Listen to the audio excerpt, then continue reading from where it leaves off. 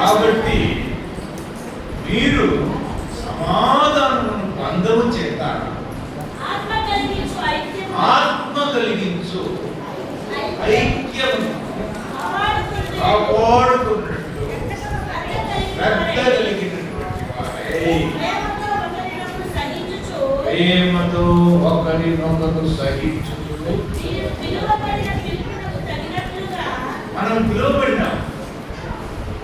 మనము ఎవరు? దేవుని చేత పిలువబడినటువంటి వారు. పేరు పెట్టి మనల్ని ప్రభు పిలిచినాడు. ఎందుకు పిలిచినాడు? ఆయన బిడ్డలుగా ఉండడానికి పిలిచినాడు. ఎందుకు పిలిచినాడు? ఆయన సొత్తుగా ఉండడానికి పిలిచినాడు. ఎందుకు పిలిచినాడు? ఆయన యొక్క రాజ్యంగా ఉండడానికి పిలిచినాడు. ఎందుకు పిలిచినాడు? ఆయన యొక్క రాజ్యంలో మనమందరము ఏదేవారుగా ఉండాలని, ఆయన బిడ్డలుగా ఉండాలని పిలిచినాడు. కాబట్టి నిన్ను పిలిచిన దేవుడు, నిన్ను పిలిచినటువంటి దేవుడు ఆయన నీకు ఏమని చెప్తూ ఉన్నాడంటే, మీరు సమాధానమును బంధము చేత ఆత్మ కలిగించు ఐక్యమును కాపాడండి. ఆత్మ కలిగించు ఐక్యమును కాపాడండి. శ్రద్ధ కలిగి ఉండాలి. దేని యందు మనం శ్రద్ధ కలిగి ఉండాలంట? ఆత్మ కలిగించు ఐక్యత, సమాధానమును బంధం. ఎవరితో సమాధానం? ఇంట్లో సమాధానం, గ్రామంలో సమాధానం, ఇరుగు పొరుగు వారితో సమాధానం, దేవునితో సమాధానం, సంఘంలో సమాధానం, క్రీస్తుతో సమాధానం. ఈ సమాధానము మనం కలిగి ఉండాలి. సమాధానం లేకపోతే, సంఘంలో సమాధానం లేకపోతే, కుటుంబంలో సమాధానం లేకపోతే మన యొక్క జీవితం ఎలా ఉంటుంది? కుటుంబంలో సమాధానం లేకపోయినాం అనుకోండి, ఒక వ్యాధి వచ్చిందో, బాధ వచ్చిందో, కష్టం వచ్చిందో, శ్రమ వచ్చిందో, లేకపోతే ఇంట్లో గొడవ వచ్చిందో, చూసారా? సమాధానం అనేది మనకు కానీ లేకపోతే ఆ ఇంట్లో ఎటువంటి వారిగా ఉంటాము? ఇంట్లో ఉండడానికి ఇష్టపడతాము? సమాధానం లేకపోతే భార్యాభర్తల మధ్య తగు వచ్చింది అనుకోండి, మాట్లాడి లేవచ్చింది అనుకోండి, సమాధానం ఉంటుందా? పిల్లల మధ్య గొడవ వచ్చింది అనుకోండి, సమాధానం ఉంటుందా? కుటుంబంలో సమాధానం ఉండదు. ప్రభువుతో సమాధానం లేకుండా వచ్చింది అనుకోండి, నీకు మనశ్శాంతి ఉంటుందా? కాబట్టి ఆత్మ కలిగించు ఐక్యత, చూసారా? క్రీస్తు కలిగించు సమాధానం. ఈ సమాధానమును మనము కాపాడుకోవాలి. ఏం చేయాలంట? కాపాడుకోవాలి. కాపాడుతూ ఎందు ఆసక్తి కనపరచాలి. కాపాడుతూ ఎందు శ్రద్ధ కలిగి ఉండాలి. కాబట్టి మనము ఒకరినొకరము ఏమంటున్నాడు? మీరు ప్రేమతో పిలువబడిన పిలుపుకు దేవుడు మనల్ని పిలిచినాడు. ఆ పిలువబడిన పిలుపుకు తగినట్లుగా పిలువబడినటువంటి తగినట్లు అంటే దేవుని బిడ్డలుగా అదే మాట్లాడతాడు. ప్రేమ కలిగి సత్యము చెప్పుచు సత్యము చెప్పుచు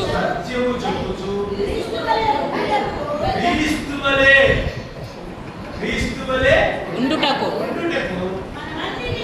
మన మంచి విషయంలో ఎదుగుదము. ఎలాగా? ప్రేమ కలిగి క్రీస్తువలే ఉండుటకు.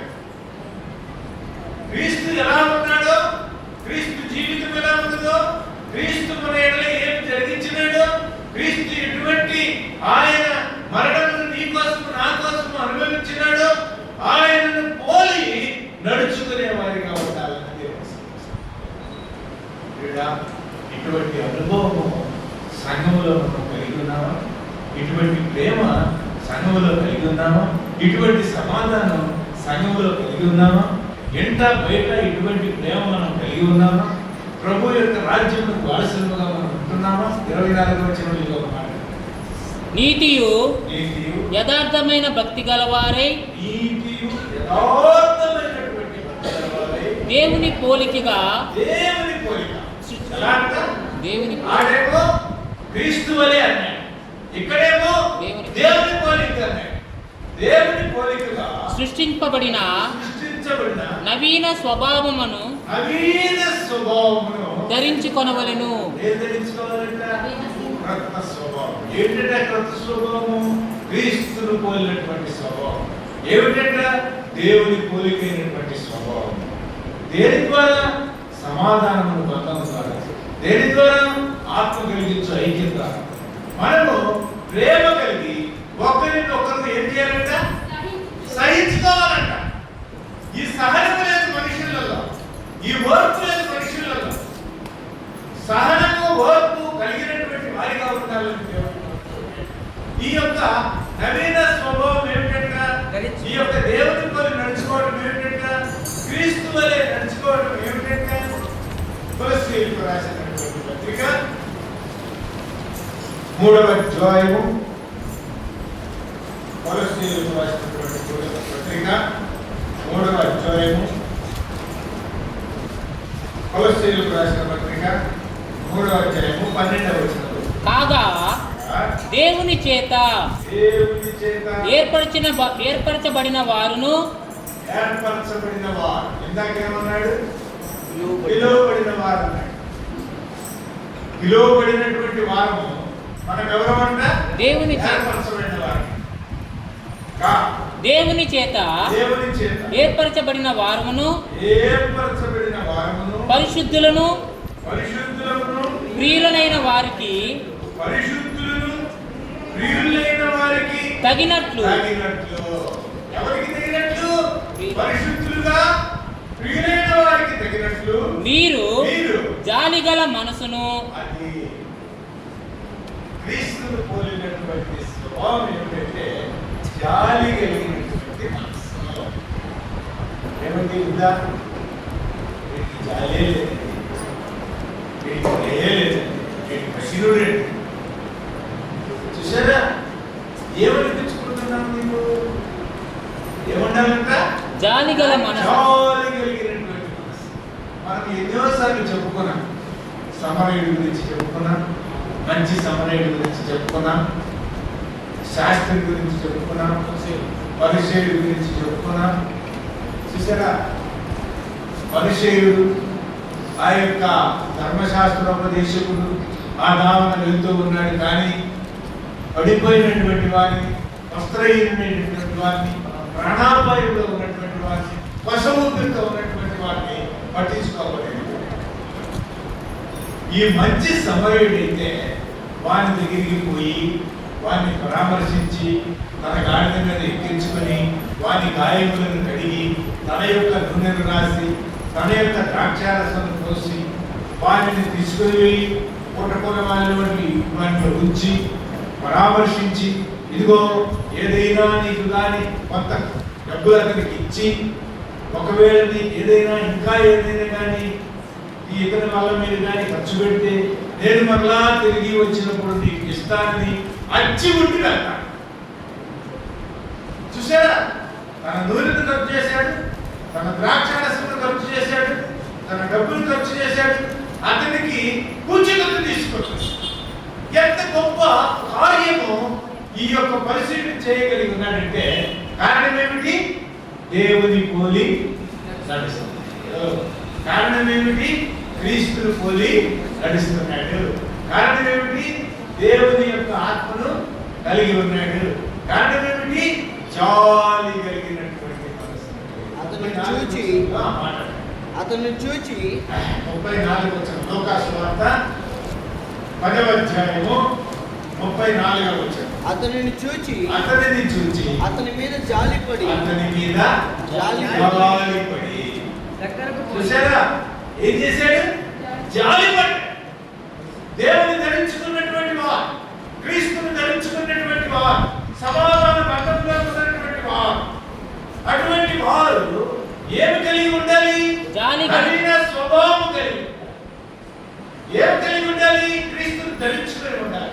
ఏమి కలిగి ఉండాలి? క్రీస్తు వలె ఉండాలి. ఏమి కలిగి ఉండాలి? క్రీస్తుని పోలి నడుచుకోవాలి. అటువంటి సమాధానమైన బంధం చేత ఆత్మ కలిగించు ఐక్యతను కాపాడుతున్నట్టు శ్రద్ధ కలిగిన వారు. అటువంటి శ్రద్ధ నీకుందా? దేవుని మందిరానికి వస్తున్నావు, నీ హృదయం వ్యక్తమైందా? దేవుని మందిరానికి వస్తున్నావు, క్రీస్తుని పోలి నడుచుకోవాలనేటువంటి ఆశ నీకుందా?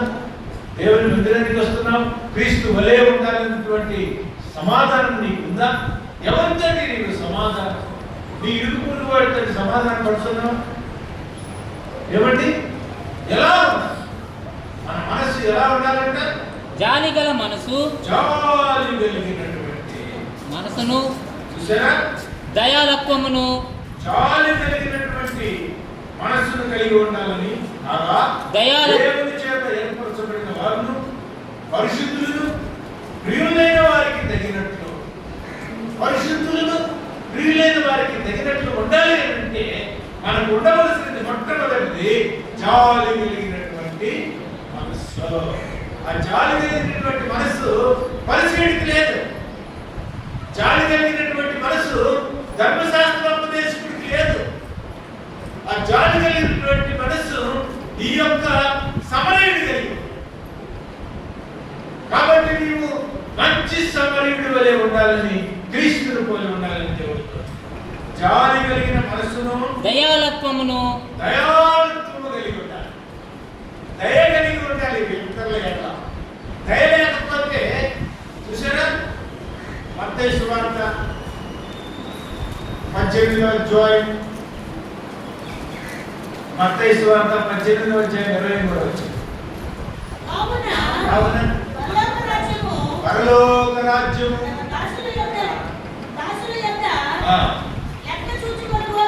లెక్క చూచుకొనగోరిన ఒక రాజును పోలి ఉన్నది. పరలోక రాజ్యం అంట తన దాసుల యొక్క లెక్క చూసుకునేటువంటి ఒక రాజును పోలి ఉన్నాడు.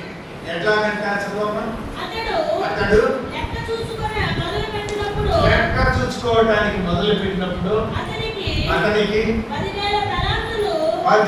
తలాంతులు అచ్చి ఉన్న ఒకడు అతని యొద్దకు చేరాడు.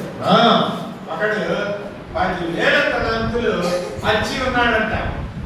అప్పు ఇవ్వాల్సిన వాడుగా ఉన్నాడంట. యజమానుడికి 10,000 తలాంతులు అప్పుబడి ఉన్నాడంట. అప్పుబడి ఉన్నప్పుడు అప్పు తీర్చుటకు ఏమీ లేదంట. అప్పు తీర్చుటకు వారి దగ్గర ఏమీ లేనందున వాని యజమానుడు వాని భార్యను పిల్లలను కలిగినది యావత్తును అమ్మి అప్పు తీర్చవలని ఏం చేశాడు? అయ్యా, నీకు కలిగింది, మీ పిల్లలకు మీ ఆస్తి, మీ సమస్తము ఏమైతే కలిగి ఉన్నారో దాని అంతటి అమ్మండి. మీ భూమిని అమ్మండి, లేకపోతే మీ పొలాన్ని అమ్మండి, లేకపోతే మీ ఇల్లుని అమ్మండి, మీకు కలిగిందని అమ్మండి. నాకు ఇంత మీరు వచ్చి ఉన్నారు, మరి ఇవ్వకపోతే ఎలాగూ? కాబట్టి నాకు మీరు అన్ని ఇవ్వవలసిందని ఏం చేశాడు? ఆజ్ఞాపించాడు. కాబట్టి ఆ దాసుడు ఏం చేశాడు?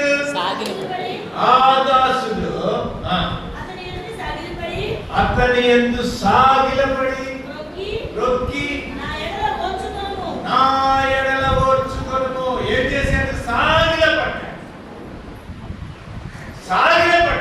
తర్వాత ఏం చేశాడు? అతనికి రొక్కాడు. తర్వాత ఏమన్నాడు? నా ఎడల ఓర్చుకొనుము.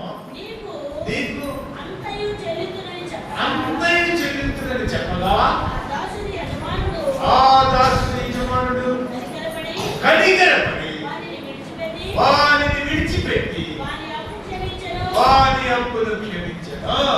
చూసారండి, ఎప్పుడైతే వీడిని సాగిలపడ్డాడో, మొక్కాడో, వీడైతే అయ్యా నా మీద కనికరం చూపించు, నీకంతా నేను చెల్లిస్తాను, నన్ను కనికరించుకొని అన్నప్పుడు యజమానుడు ఏం చేశాడండి? కనికరం చూపించాడు. యేసు ప్రభు వారు కూడా నీ ఎడల నా ఎడల మనము చేసిన తప్పిదములను, మనము చేసిన పాపములను, మనము చేసిన అపరాధములను, నీవు నేను చేసినటువంటి అపరాధములను ఆయన క్షమించి మనల్ని పరిశుద్ధపరిచి మనల్ని ఆయన బిడ్డలుగా, ఆయన స్వాస్థ్యముగా, ఆయన కుమారులుగా చేశాడు. కాబట్టి కనికరము అనేది, దయ అనేది మనిషికి ఉండాలి. కనికరము కలిగిన వాడు కనికరము కలిగినటువంటి తీర్పును పొందుతాడు.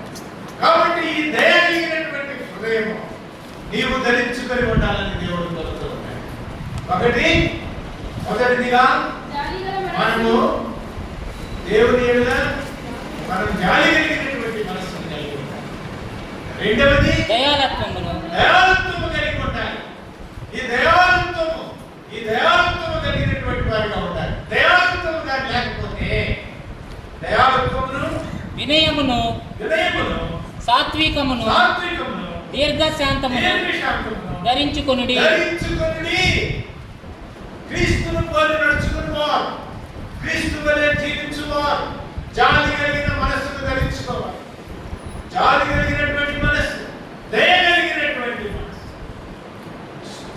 శత్రువు వెతుకుతూ ఉన్నాడు, పైనుంచి పడుతూ ఉన్నాడు. శత్రువు తన చేతికి చిక్కినాడు, అయినా కూడా వదిలిపెట్టేశాడు. దేనిని బట్టి? దేవుని యొక్క ప్రేమను బట్టి. దేనిని బట్టి? దేవుని యొక్క భయాన్ని బట్టి. దేవుని బట్టి? దేవుని యొక్క దయను బట్టి. మొదటి సమూయేలు గ్రంథం 26వ అధ్యాయం కొన్ని వచనాలు చదువు. అంతటా జిఫీయులు గిబియాలో సౌలు నద్దకు వచ్చి దావీదు యెషోమోను ఎదుట అకీలా మాన్యములో దిగి ఉన్నాడని తెలియజేయగా సౌలు లేచి ఇశ్రాయేలులో ఏర్పరచబడిన 3000 మందిని తీసుకొని జీఫు అరణ్యములో దావీదును వెతుకుటకు జీఫు అరణ్యమునకు పోయెను. దావీదును వెతకడానికి 3000 మంది సైన్యాన్ని తీసుకొని జీఫు అరణ్యమునకు వెళ్ళాడు. సౌలు యెషోమోను ఎదుటను అకీలా మాన్యమందు త్రోవ పక్కనకు దిగగా దావీదు అరణ్యములో నివసించుండి తన్ను పట్టుకొనవలనని సౌలు అరణ్యమునకు వచ్చినని విని వేగుల వారిని పంపి నిశ్చయముగా సౌలు వచ్చినని తెలుసుకొనెను. తరువాత దావీదు లేచి సౌలు దండు దిగిన స్థలము దగ్గరకు వచ్చి, ఎక్కడైతే సౌలు దిగాడో ఏమేమో జీవరణ్యమంతా తెలిసినటువంటి వాడు, ప్రదేశమంతా చూసినటువంటి వాడు, వేగుల వారిని పంపాడు. ఎక్కడ దిగాడు ఈ సౌలుని చూశాడు. ఆ సౌలు దిగినటువంటి ప్రదేశము, ఆయన నివాసం ఉన్నటువంటి ప్రదేశము, ఆయన అక్కడ క్యాంపు వేసినటువంటి ప్రదేశం అంతటిని చూసినాడు. చూసి ఏం చేస్తున్నాడు? సౌలునకు సైన్యాధిపతియగు నేరు కుమారుడైన అబ్నేరును పరుండి ఉండగా వారున్న స్థలము కనుగొనెను. సౌలు దండు కొత్తపాలెములో కొని ఉండగా దండువారు అతని చుట్టూ నుండిరి. సౌలు జీవరణ్యంలోకి వచ్చాడు. అక్కడ దావు పక్కన ఎక్కడైతే ఆయన దిగవలేనో అక్కడ దిగాడు. దిగిన తర్వాత ఆ గండువారందరూ ఆయన చుట్టూ ఉన్నారు. అప్పుడు దావీదు పాలెములోనికి సౌలు దగ్గరకు నాతో కూడా ఎవరు వత్తురని హిత్తీయుడైన అహీమెలెకును సిరియా కుమారుడును నేవాబును సహోదరుడగు అభిషేయును నడగగా నీవు నాతో కూడా నేను వత్తునని అభిషేయను. చూసారా ఎటువంటి ధైర్యం, ఎటువంటి సాహసాలు చూసారా? ఎవరు వస్తారు నాతో అంటే అభిషేక్ అన్నాడు, నేను వస్తాను. దావీదును అభిషేయును రాత్రి వేళ ఆ జనుల దగ్గరికి పోగా సౌలు దండు కొత్త పాలెములో పండుకొని నిద్రపోచుండెను.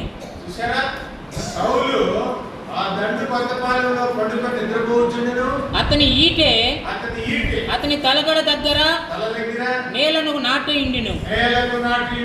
అబ్నేరును జనులను అతని చుట్టూ పండుకొని ఉండిరి. సైన్యాధిపతి కాపలాగా ఉన్నాడు. తరువాత వచ్చినటువంటి 3000 జనాంగం 3000 జనాంగం కాపలాగా ఉన్నారు. ఆ 3000 జనాంగం కాపలాగా ఉన్నారు. అబ్నేరు ఉన్నాడు, అందరు ఉన్నారు. అయితే ఏం చేస్తున్నారంట? పండుకొని ఉన్నారు. అప్పుడు అభిషై అభిషేక్ దావీదుతో, దావీదుతో, దేవుడు ఈ దినమున నేడు ఈ దినమున నీ శత్రువుని నీకు అప్పగించెను, దేవుడు నీ శత్రువును అప్పగించినాడు. కాబట్టి కాబట్టి నీ చిత్తమైతే నీ చిత్తమైతే ఆ ఈటేతో ఆ ఈ ఇంటితో ఒక్క పోటు పొడిచి ఒక్క పోటు పొడిచి నేను అతన్ని నేను అతనిని భూమికి నాటివేత్తును. భూమికి నాటి అభిషేకున్నాడు. ఆ యొక్క సౌలు రాజును ఈటు తీసుకొని భూమికి ఒక్కటిసారి నాటేస్తాను. నేను ఒక్క దెబ్బతోనే ఒక్క దెబ్బతోనే పరిష్కారము చేస్తున్నానుగా పరిష్కారము చేస్తున్నానుగా దావీదు దావీదు నీవు అతన్ని చంపకూడదు. నీవు అతన్ని చంపకూడదు. చూశారండి, ఇటువంటి దయగలిగినటువంటి వాడు శత్రువు దొరికినప్పుడు, అతని ప్రాణము దొరికినప్పుడు దేవుని యొక్క భయం చేత, దేవుని అభిషేకించిన వాడిని ముట్టకూడదనేటువంటి ఆ యొక్క మాట చేత, ప్రభు యొక్క మాటకు లోబడి అంటూ ఉన్నాడు, నీవు అతన్ని యెహోవా చేత యెహోవా- అభిషేకము నొందిన వాడిని యెహోవా చేత అభిషేకము నొందిన వాడిని చంపి చంపి నిర్దోషి ఒకటికి ఎవరికి సాధ్యము? నిర్దోషి అగుట ఎవనికి సాధ్యమో ఎవరికి సాధ్యము? యెహోవా జీవముతోడు యెహోవా జీవముతో యెహోవాయే అతని యెహోవాయే అతన్ని మొత్తును. అతనిని మొత్తును. కాబట్టి బిడ్డ, నీవు ఏ విషయంలోనైనా దయ కలిగి ఉంటే, కరుణ కలిగి ఉంటే, జాలి కలిగి ఉంటే, దేవుని మాటకు లోబడేవాడిగా ఉంటే, దేవుని పని నడుచుకునేవాడిగా ఉంటే, సమాధాన బంధం చేత ఐక్యత కలిగిన వాడిగా ఉంటే, ఆత్మ కలిగించు ఐక్యమనందు నీవు శ్రద్ధ కలిగిన వాడిగా ఉంటే, ప్రభువుని పోలి నడుచుకునే వాడిగా ఉంటే, నీవు ఈ కార్యం చేయడానికి, దేవుని యొక్క మాటను కలిగి ఉండడానికి నీవు సిద్ధంగా ఉంటావు. ఏం చేశాడంట? ఈ యొక్క నిద్ర ఎవరు కలిగి చేశారంట? యెహోవా. దేవుడే కలిగి చేశాడంట. 18వ వచనం చదవండి. మొదటి సమూయేలు గ్రంథం 26వ అధ్యాయం 12వ వచనం. సౌలు దగ్గర అలగడ దగ్గర నెలపుటిని తీసుకొని వెళ్ళిపోయి యెహోవా చేత వారికందరికీ గాఢ నిద్ర కలుగగా వారిలో ఎవడును నిద్ర మేలుకొనలేదు. చూసారా, ప్రభు ఎటువంటి కార్యం చేస్తాడు, దేవుడు ఎటువంటి కార్యం చేస్తాడు. 3000 మంది ఆయన చుట్టూ ఉన్నారు. అబ్నేరు సైన్యాధిపతి ఉన్నాడు. సౌలు పండుకొని ఈటే బుద్ధి దగ్గర పెట్టి ఉన్నాడు. అటువంటి ప్రదేశములకు దావీదు వెళ్ళడానికి దేవుడు ఏం చేసింద? యెహోవా వారికి గాఢ నిద్ర కలుగజేసెను. చూసారా, దేవుడు కలుగజేస్తాడు. నీవు దేవుని యందు దయ కలిగిన వాడిగా ఉంటే, దేవుని యందు కరుణ కలిగిన వాడిగా ఉంటే, దేవుని యందు నీవు జాలి కలిగిన వాడిగా ఉంటే, దేవుడు నీ శత్రువులను ఆయనే కలుగజేసుకుంటాడు. ఆయనే కనికరం చూపేవాడిగా. కాబట్టి ప్రియుడ, నీవు కనికరం చూపేవాడిగా ఉండాలంటే, నువ్వు జాలి కలిగిన వాడిగా ఉండాలని, నీవు దయ కలిగిన వాడిగా ఉండాలని కోరుతున్నాడు. ఇంకా ఏమంటున్నాడు? తరువాత చూసారా, ఈ కొలస్సీయులకు రాసిన పత్రిక 3వ అధ్యాయం 10వ వచనం. బాగా వినయమును దేవుని చేత ఏర్పరచబడిన వారు, పరిశుద్ధులను నీవు దేవుని చేత ఏర్పరచబడిన వాడివైతే, నీవు దేవుని చేత పిలువబడిన వాడైతే, దావీదు దేవుని చేత ఏర్పరచబడిన వాడు, రాజుగా ఉండడానికి పిలువబడినటువంటి వాడు. నీవు దేవుని బిడ్డగా, దేవుని కుమారుడిగా ఏర్పరచబడినటువంటి వాడివి. దేవుని రాజ్యానికి వారసుడిగా పిలువబడినటువంటి వాడివి. నీవు పిలువబడినటువంటి నీవు, పరిశుద్ధుడిగా ఉండడానికి పిలువబడినటువంటి నీవు, ప్రియులైన వారికి తగినట్లుగా జాలి గల మనస్సును, దయాలత్వమును వినయమును వినయము కలిగి ఉండాలి. వినయము వినయము వినయము. చూసారా, వినయము కలిగి ఉండాలి. వినయము కానీ లేకపోతే మన జీవితంలో క్రైస్తవులు అని అనిపించుకోలేదు. నీవు క్రైస్తవుడిగా ఉండాలంటే నీవు వినయము కలిగి ఉండాలి. ఈ వినయం అనేది ఎంతో ప్రాముఖ్యమైనది. వినయత లేకపోతే నీవు పొందవలసినటువంటి దాన్ని పొందలేదు. ఇశ్రాయేలు ఆ యొక్క చిన్నది తన యజమానురాలికి పోయి మాట చెప్పింది. ఏమనంటే, నా యజమానులు ఆ యొక్క ఇశ్రాయేలు దేశంలో ఉన్నటువంటి ఎలీషా దగ్గర ఉండవలసిందిగా కోరుచున్నాను అని. నయమాను ఆయన యొక్క సైన్యాధిపతి కనుక ఇశ్రాయేలీయులు అప్పుడు మీరు ఓడిస్తున్నారు కాబట్టి ఈ సిరియన్లు గుంపులుగా వచ్చి ఇశ్రాయేలును జయిస్తూ అక్కడ ఉన్నటువంటి వారిని తీసుకొని వెళ్తుపోతూ ఉన్నారు కాబట్టి ఆ చిన్నది ఆ మాట చెప్పినప్పుడు ఇశ్రాయేలు రాజులకు సిరియా రాజు ఒక లేఖ రాసి పంపించాడు. నా యొక్క సేవకుడైనటువంటి నా సైన్యాధిపతి అయినటువంటి ఈ నయమానుకు ఉన్నటువంటి కుష్ఠరోగమును నీవు మానుకోవాలి. ఇశ్రాయేలు రాజు గుండెలు పగిలిపోయాయి. ఇశ్రాయేలు రాజు వస్త్రములు చించుకున్నాడు. ఇశ్రాయేలు రాజుకు తెలియలేదు. ఇశ్రాయేలు రాజులకు దేవుని యొక్క భయం లేదు. ఇశ్రాయేలు రాజులకు దేవుని యొక్క శక్తి తెలియదు. ఒక హెబ్రీ బాధకు తెలిసింది. చూసారా ప్రియుడా, ఎంత ఘోరమైనటువంటి విషయం. ఇశ్రాయేలీయులకు రాజుగా ఉన్నటువంటి రాజుకు ఎలీషా యొక్క శక్తి తెలియలేదు. ఇశ్రాయేలీయులకు రాజుగా ఉన్నటువంటి రాజులకు దేవుని యొక్క ప్రవక్త యొక్క శక్తి తెలియలేదు. కానీ ఒక చెరపట్టబడినటువంటి చిన్న బాలికకు ఇశ్రాయేలీయులలో ప్రవక్త ఉన్నాడని ఆమెకు మాత్రమే తెలుసు. ఎంత తేడా చూడండి. క్రీడాన్ని ఎవరిమైనా ఈ రోజులలో మన ఎమ్మెల్యేలకు కాదు, మన సర్పంచులకు కాదు, లేకపోతే మన అధికారులకు కాదు, వారికి తెలియదు జీవం కలిగినటువంటి దేవుడి శక్తి నీకు నాకు దేవుడు కలుగొచ్చింది. నీకు నాకు దేవుడు ఏర్పరిచినాడు. నీకు నాకు ఆయన యొక్క కృప అనుగ్రహించినాడు. ఎంతో మందికి జీవం కలిగినటువంటి దేవుడు ఈ ఆ యొక్క శక్తిని నీకు నాకు అనుగ్రహించినాడు. కాబట్టి మనం దేవుని సన్నిధిలో ఆయన స్తుతించి ఆరాధించడానికి ఈ సమయంలో ఇక్కడ కూడుకుంటున్నాం. చూసారా, వెళ్ళినప్పుడు అక్కడ ఆ యొక్క నయమాను వచ్చాడు.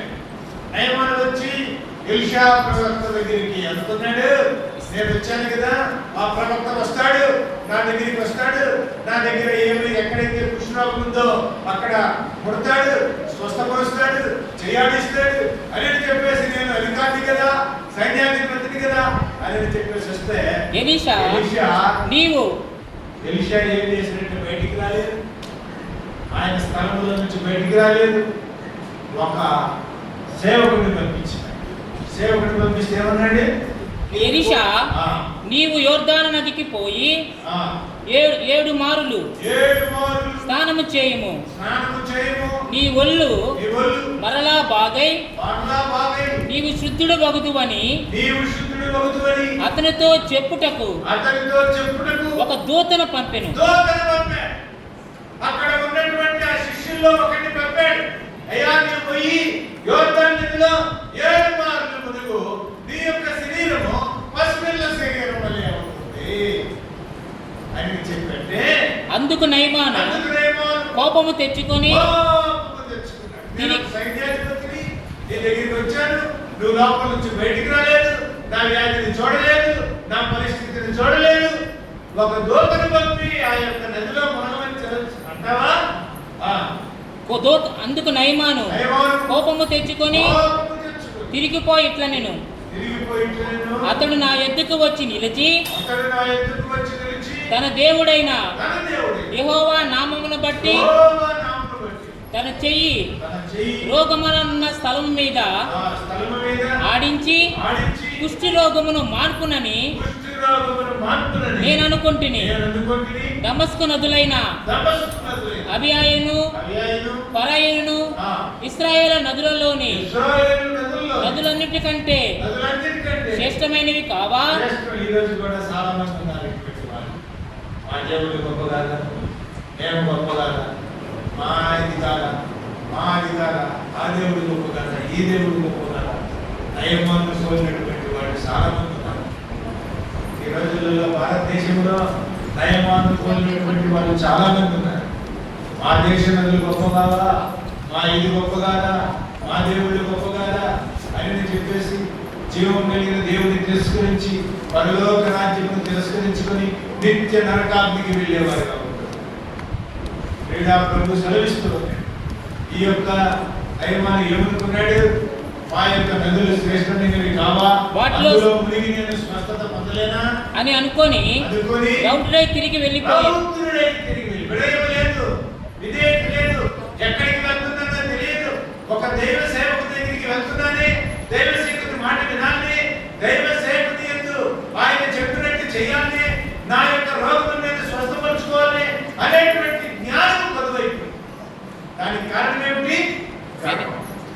దానికి కారణం ఏమిటి? ఆయనకు ఉన్నటువంటి పదవి. దానికి కారణం ఏమిటి?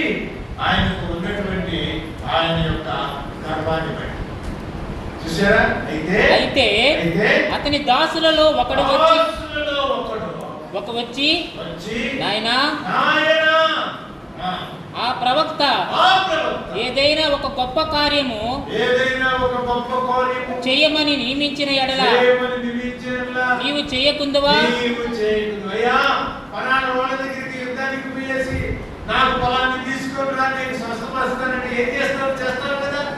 అయితే స్నానము చేసి శుద్ధుడివి కమ్మనుట అను మాట దానికంటే మేలు కాదా అని చెప్పినప్పుడు అతడు పోయి దైవజనుడు చెప్పినట్లు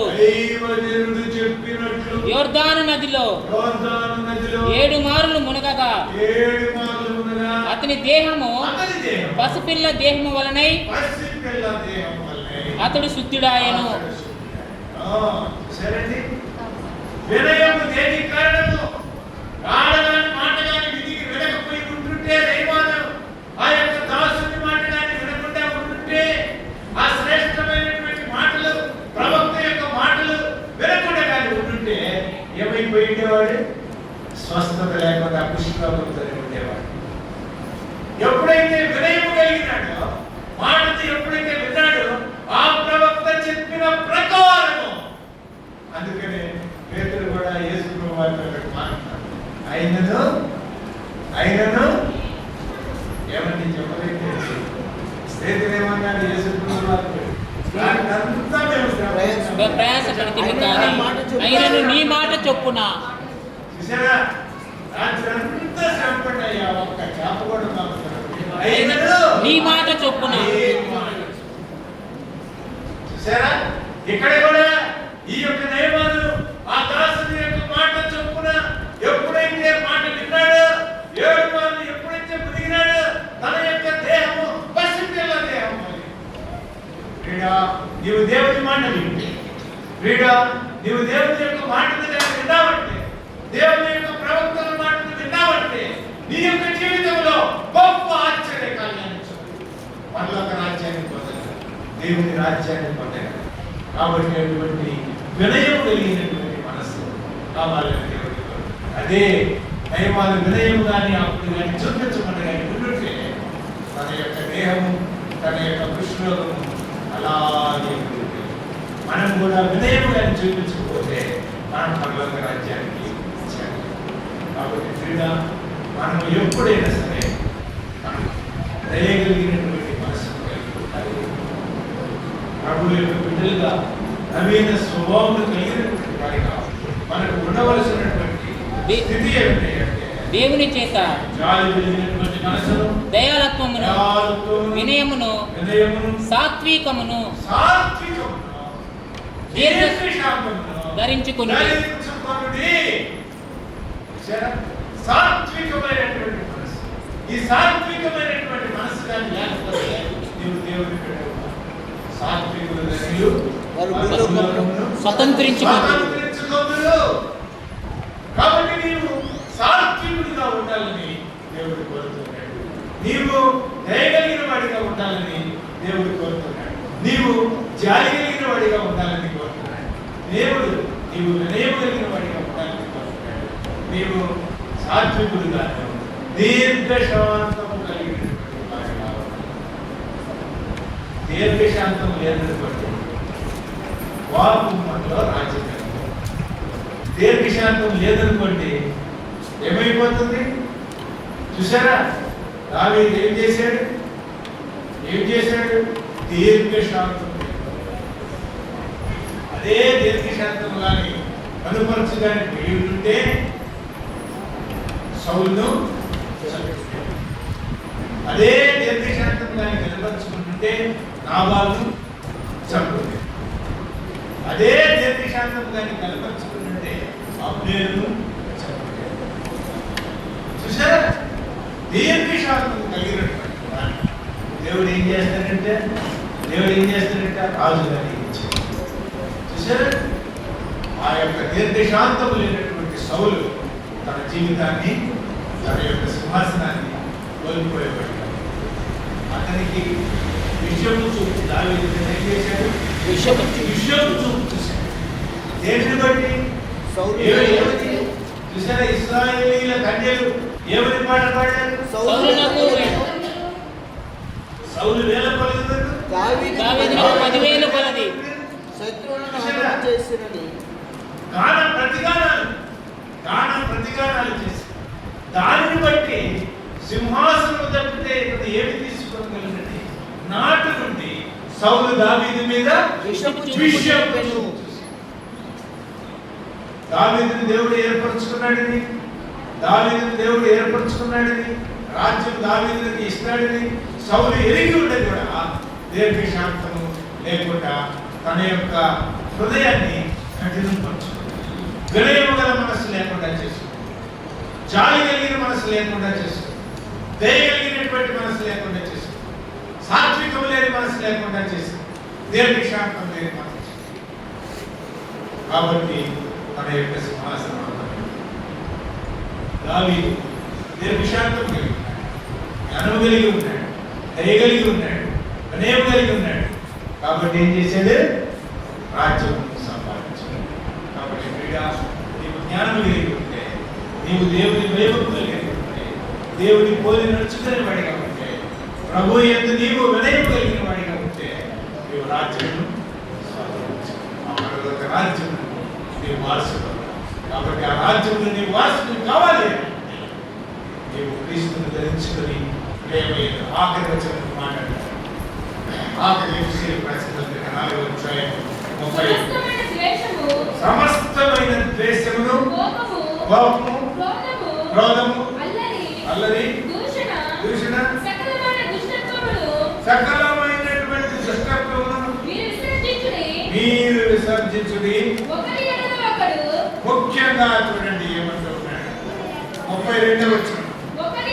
ఒకని ఎడల ఒకడు దయ కలిగి కరుణాహృదయులై క్రీస్తునందు దేవుడు మిమ్మల్ని క్షమించినందున క్షమించిన ప్రకారం మీరును మీరును ఒకరినొకరు కాబట్టి ప్రియులారా, సమస్తమైన ద్వేషమును వదిలిపెడదాం, కోపమును వదిలిపెడదాం, క్రోధం వదిలిపెడదాం, అల్లరి వదిలిపెడదాం, దూషణ వదిలిపెడదాం, సకలమైన దుష్టత్వమును విసర్జించి ఒకరి ఎడల ఒకరు దయగలిగి కరుణాహృదయులై క్రీస్తునందు దేవుడు మిమ్మల్ని క్షమించిన ప్రకారం మీరు ఒకరినొకరు క్షమించుడి. క్షమాపణ కలిగి క్రీస్తును పలికించుకోవాలని ప్రభు ఈ యొక్క మధ్యాహ్న సమయంలో మనకు సూచించారు. ప్రార్థన చేస్తున్నాను. ఎవరైనా ప్రేరేపించుకున్న వారు లేచి నిలబడేవారు